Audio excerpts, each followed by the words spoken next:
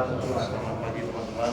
Di sini kami dari Kamal Putri dan saya sendiri yang Mas Dwi Saputra akan mempersembahkan presentasi tentang satelit Palapa ya. Presentasi terakhir dari kelompok kita. Oke, langsung saja. Yang pertama yaitu mengenai penjelasan dari satelit sendiri ya. Satelit merupakan alat elektronik yang mengorbit di bumi dan mampu bertahan sendiri. Dapat diartikan sebagai repeater yang berfungsi untuk menerima sinyal gelombang microwave dari stasiun bumi dan ditranslasikan frekuensinya. Kemudian diperkuat untuk ditransferkan kembali ke arah bumi sesuai dengan coverage-nya yang merupakan lokasi stasiun bumi tujuan atau penerima. Jadi satelit itu kayak semacam antena yang ada di luar bumi dan dia bertujuan untuk mengirimkan sinyal ke antena penerima yang ada di bumi atau stasiun bumi. Dia lingkup areanya atau coverage areanya itu sangat luas, bisa mencapai seluruh permukaan bumi. itu yang satelit. Satelit sendiri ada 3 ya menurut posisinya. Posisi orbitnya itu ada 3. Yang pertama itu ada low Earth orbit atau LEO. Dia ada di ketinggian 320 sampai dengan 1100 km di atas permukaan bumi. Kemudian yang kedua ada medium Earth orbit atau MEO. Itu ada di ketinggian 8000 sampai dengan 12000 km di atas permukaan bumi. Dan yang terakhir geosynchronous orbit atau biasanya geostasioner. Itu ada di atas ada di ketinggian 35.838 km di atas permukaan bumi. Nah, satelit Palapa sendiri ada di bagian orbit geo. Ini merupakan gambaran dari posisi satelit pada orbitnya. Untuk yang LEO itu biasanya paling rendah ya ketinggiannya, kemudian disusul dengan MEO, dan untuk yang paling luar atau paling terjauh dari permukaan bumi yaitu orbitnya namanya geo. Itu sampai dengan 35.838 km di atas permukaan bumi. Itu posisi pada orbitnya. Kemudian arsitektur komunikasi satelitnya sendiri bisa dilihat di gambar. Itu merupakan arsitektur komunikasi satelit. Di bagian kiri itu ada SBTX. SB itu stasiun bumi. Dia skemanya gini, dia mengirimkan ke satelit, kemudian dari satelit itu diambil oleh master station. Nah, master station itu berfungsi untuk mengontrol istilahnya. Nanti dari SB masuk ke satelit, kemudian turun dulu ke master station untuk diolah. Kemudian dari master station dikirim lagi ke satelit, kemudian dari satelit baru turun lagi ke SBRX atau stasiun bumi di bagian penerima. Gitu. Untuk jenis-jenis satelitnya sendiri itu ada 2. Yang pertama, satelit alami adalah benda-benda luar angkasa bukan buatan manusia yang mengorbit sebuah planet atau benda lain yang lebih besar daripada dirinya, seperti bulan yang merupakan satelit alami bumi. Jadi kalau untuk satelit alami itu, kalau di bumi itu satelitnya bulan ya. Gak cuma bumi aja yang punya satelit alami, planet lain pun mempunyai satelit masing-masing. Kemudian untuk satelit buatan adalah benda buatan manusia yang beredar mengelilingi benda lain. Misalnya satelit Palapa ini yang mengelilingi bumi. Oke, lanjut. Untuk pengertian dari satelit Palapa sendiri yaitu sistem komunikasi satelit domestik atau SKSD. Palapa adalah sistem satelit komunikasi yang dikendalikan oleh sistem satelit komunikasi pengendali bumi yang dibuat oleh Hughes Aircraft Company atau HC. Perumtel itu nama dari itu Telkom pada masa lalu. Dulu namanya Perumtel, sekarang namanya Telkom. Itu Perumtel Indonesia. Nama Palapa ini diambil dari Sumpah Palapa, Gajah Mada yang akan mempersatukan Nusantara. Jadi nama Palapa itu diambil dari Sumpah Palapa yang dikumandangkan oleh Gajah Mada ya. Kemudian SKSD Palapa dibangun pada tahun 1974 sampai dengan 1976.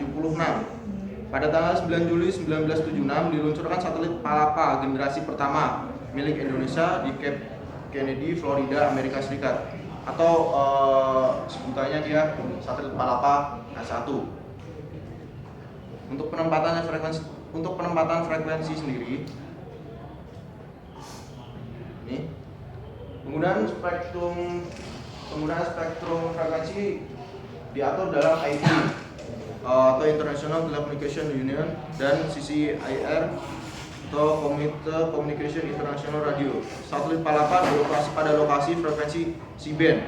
Frekuensi yang dipakai yaitu untuk frekuensi uplink-nya sendiri dari rentang 5,925 GHz sampai dengan 6,425 GHz. Untuk frekuensi downlink-nya dari 3,7 GHz sampai dengan 4,2 GHz.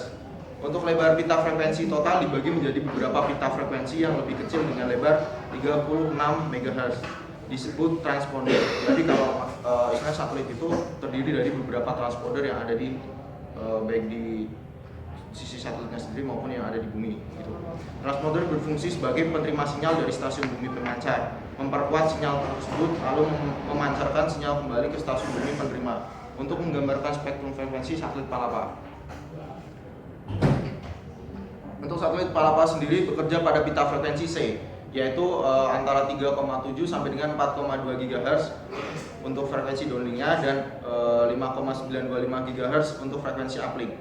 Satelit memiliki 24 transponder yang terdiri dari 12 transponder berpolarisasi vertikal dan 12 transponder 36 MHz. Gitu. Untuk selanjutnya ini satelit Palapa ya. Satelit Palapa yang pertama kali diluncurkan yaitu jenis satelit Palapa A1. Dia diluncurkan pada tahun 1976. Ini merupakan satelit pertama yang diluncurkan oleh Indonesia. Satelit ini diluncurkan dengan menggunakan roket Amerika Serikat dan dilepas di atas Samudra Hindia pada 83 derajat bujur timur. Satelit pertama dari dua satelit itu bertipe HS 333 dan bermasa 574 kg. Jadi satelit ini ya untuk masanya sendiri atau berat dari satelit itu 574 kg. Itu ada gambar satelitnya untuk A1 bisa dilihat.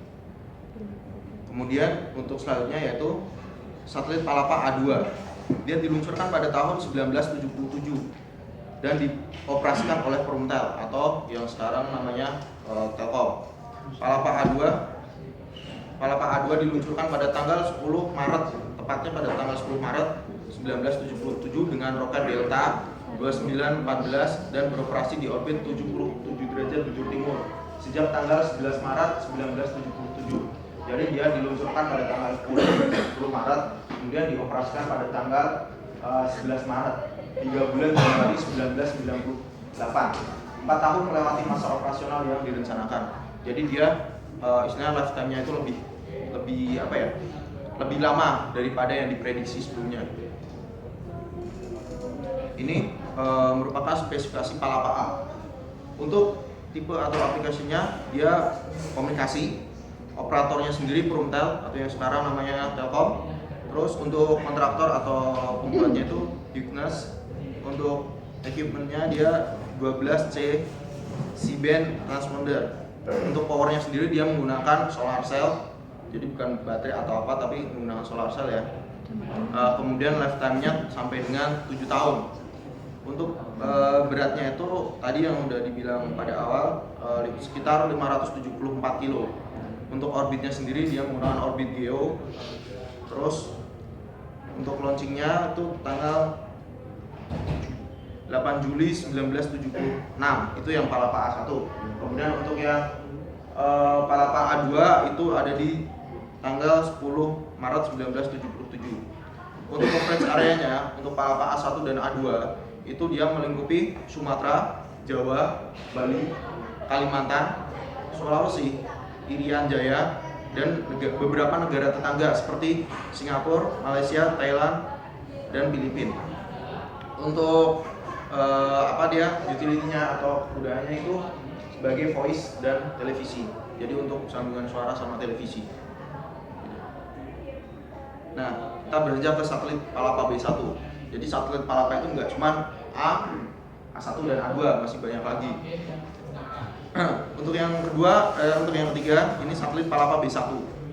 Palapa B1 ini adalah satelit pertama yang bertipe HS-376 yang diproduksi atau dikembangkan oleh Hughes, sama aja. Tapi ini Hughes 376 yang lebih modern lagi, dan terbukti sukses beroperasi selama 7 tahun dari 18 Juni 1983 hingga tahun 1990.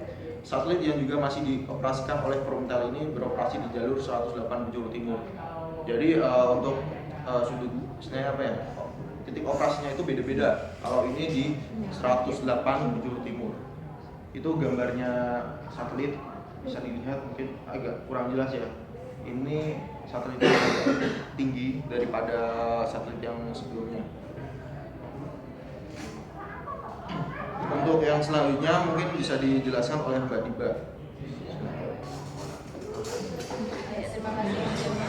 Kita lanjutkan ke satelit Palapa B2. Satelit Palapa B2 itu bertipe HS-376 yang diluncurkan pemerintah pada bulan Februari 1984. Namun waktu diluncurkan itu ternyata Palapa B2 itu gagal mencapai orbitnya dan sempat menghilang. Lalu setelah itu karena tadinya satelit Palapa B2-nya nggak sempat masuk orbit, jadinya diganti dengan satelit Palapa B2P, yaitu satelit yang mengitari orbit geosinkronis, yang maksudnya yaitu berpatokan pada bumi sebagai pusat dan mempunyai periode yang sama dengan rotasi bumi, yaitu satu hari sama dengan 24 jam. Satelit Palapa ini diluncurkan pada tanggal 21 Maret 1987 yang dibuat untuk keperluan domestik, juga disewakan ke mancanegara. Pemilik siaran luar negeri seperti CCN, ISPN, BBC, dan lain-lainnya. Dan satelit ini pun berhenti beroperasi pada Februari 1996. Lalu setelah itu ini adalah satelit Palapa B2R. Jadi itu satelit Palapa B2 yang hilang itu sempat diketemukan, lalu akhirnya diperbaiki kembali, lalu diluncurkan lagi dengan nama B2R.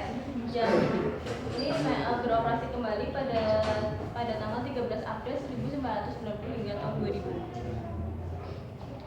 Satelit Palapa B4 ini merupakan satelit terakhir yang memiliki tipe HS-376. Palapa B4 ini diluncurkan pada tanggal 14 Mei 1992 yang digunakan untuk membackup Palapa B2P yang ketika terjadi kerusakan. Satelit ini berhenti beroperasi tahun 2005.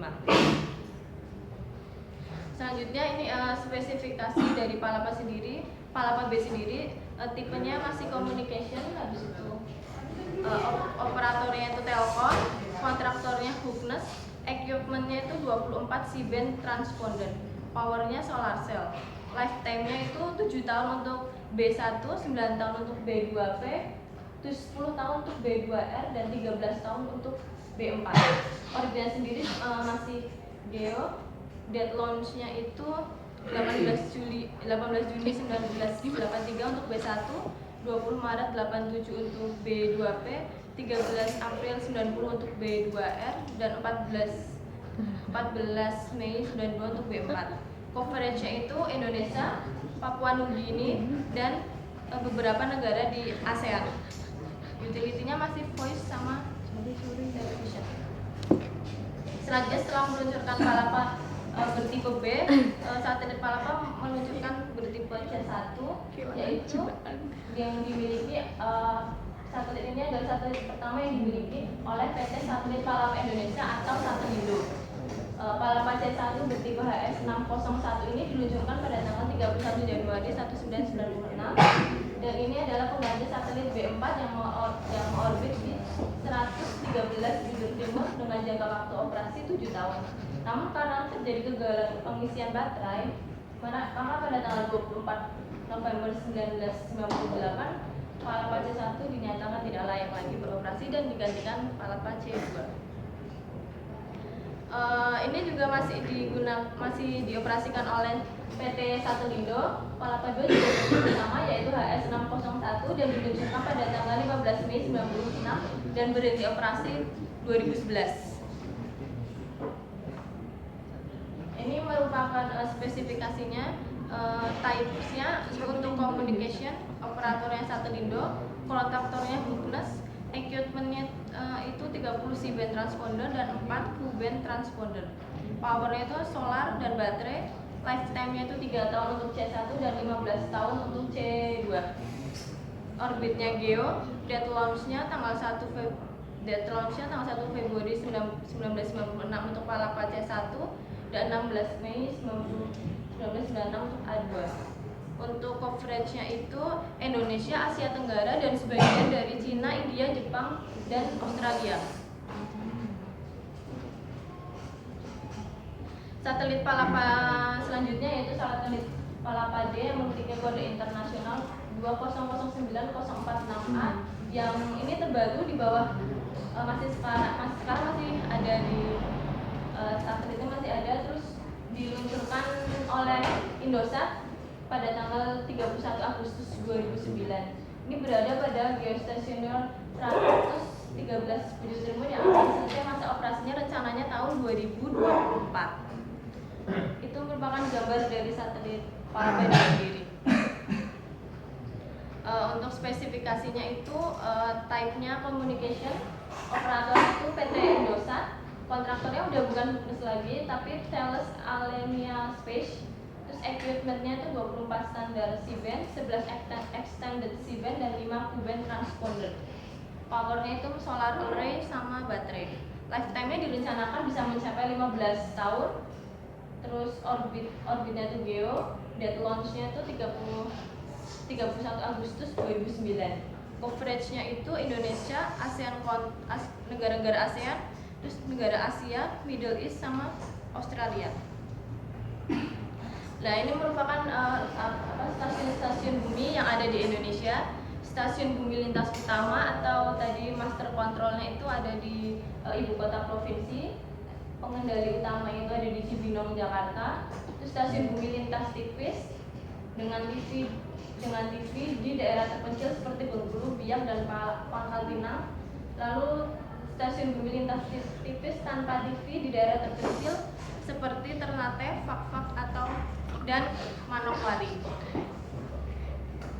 Selanjutnya, sebenarnya apa sih manfaat dari SKSD itu sendiri, dari satelit Palapa itu sendiri? Itu ada, pertama itu hubungan komunikasi antar daerah, antar negara itu jadi lebih mudah, mempererat penyebaran informasi melalui televisi, internet, faksimiles, dan mempermudah komunikasi telepon SLI, SLDD atau STO, dan sebagai satelit penghubung atau repeater. Sekian presentasi yang dapat kami sampaikan. Jika ada pertanyaan.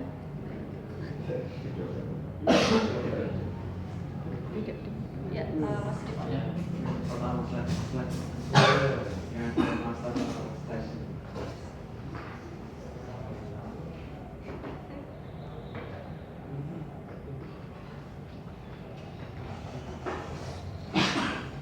Dari arsitektur itu, dari pengirim ke penerima itu membutuhkan waktu berapa jam atau menit atau detik?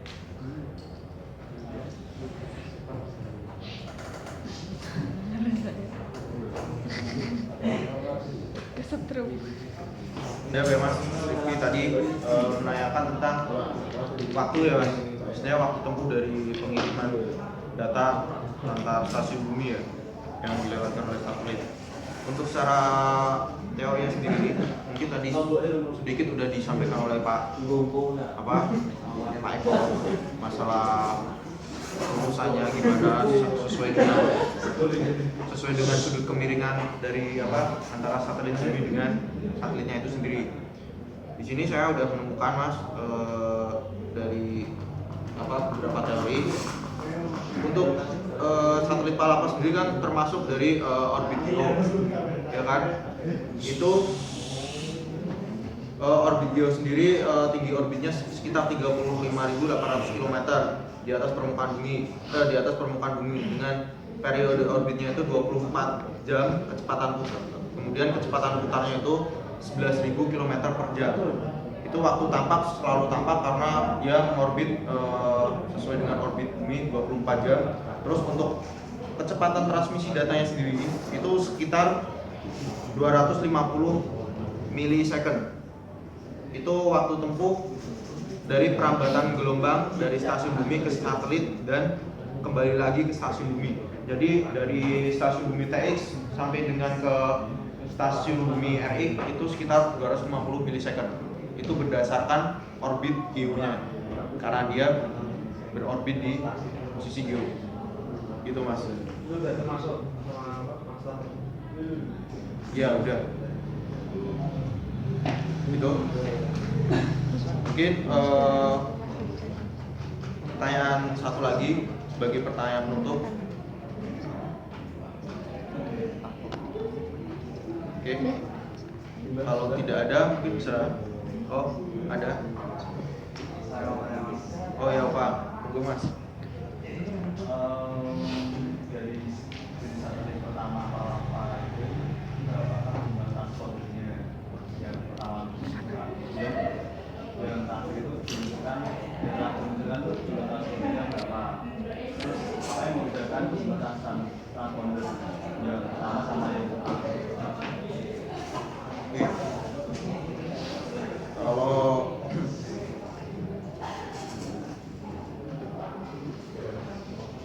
untuk yang satelit Palapa pertama itu ada 24 transponder mas, 12 transponder kalau yang A itu dengan spesifikasi C-band. Kemudian kalau untuk yang terakhir itu sekitar 34 transponder yang dibagi menjadi 30 C-band transponder, kemudian sisanya itu 4 U-band transponder. Gitu mas.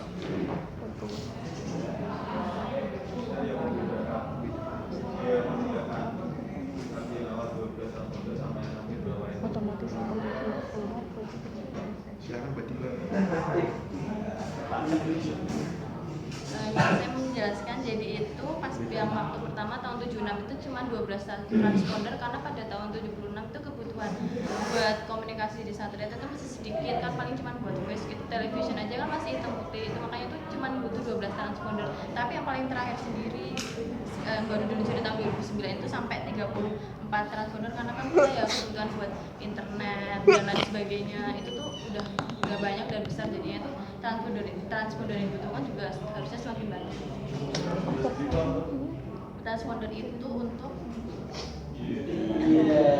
cara kerja. Santai. ya kali.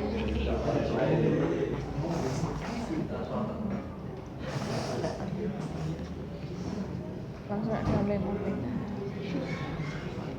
Ngotrol. Itu menerima sinyal dari stasiun bumi pemancar, Pak. Terus Jadi memperkuat sinyal itu sendiri, habis itu dia mengirimkan sinyal kembali ke stasiun bumi. Jadi dia tuh penerima sinyal di satelit.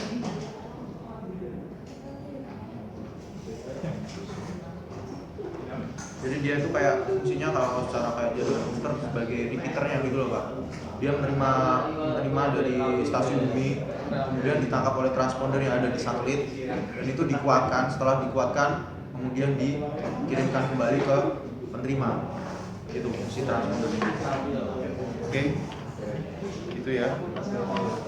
Mungkin sekian sebagai pertanyaan penutup. Tak Terima hapus kasih loh. atas Tak perhatiannya, hapus. teman-teman. Tak hapus loh. Akhir kata, wassalamualaikum warahmatullahi wabarakatuh.